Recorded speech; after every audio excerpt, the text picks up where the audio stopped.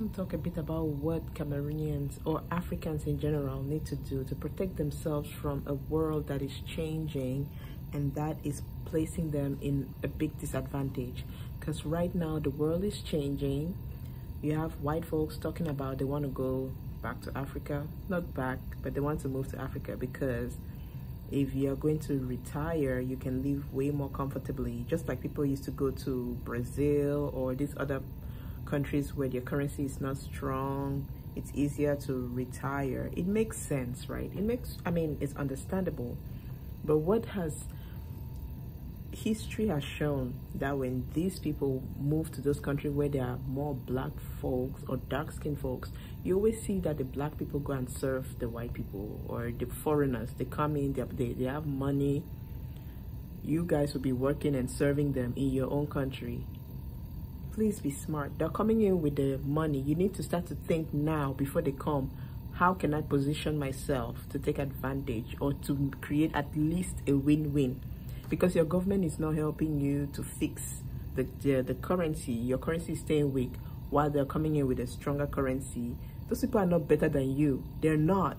But their government works for them while your government works for themselves. That's the difference. That's the only difference between the people coming into your country, is that their government in their country understands that they're supposed to work for the people, while the government in most African countries understand that they have to look after themselves and their family first. And that's the sad situation.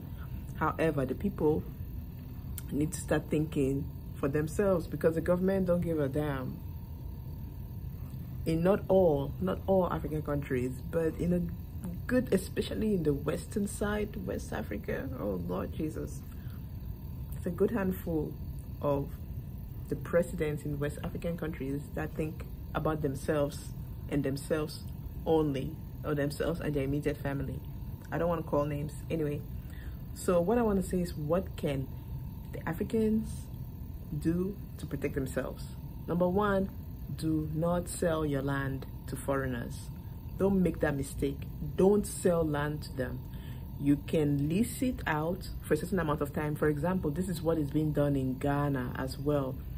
You can buy land, but you don't own it. You buy the land and the people that you're buying it from, you lease it. They're leasing it, so they're gonna let you use the land for even up to 100 years. They'll let you live. You can have a family there, but the land does not belong to you.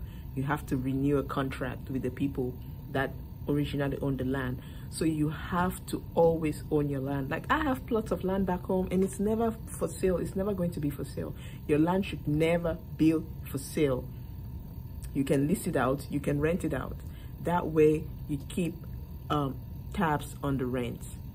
If you're going to lend out your land, you have to understand the contracts that you're signing. It has to be like a universal contract, but I know the government is not going to try to protect the people of the country. So the Africans, you need to make your own contracts and make sure that you put on that contract that you decide what the rent is, and it's going to keep up with inflation based on your own choices. You know, it's up to you, and that if you're not satisfied and you can come up with an agreeable something, you can kick them off your land.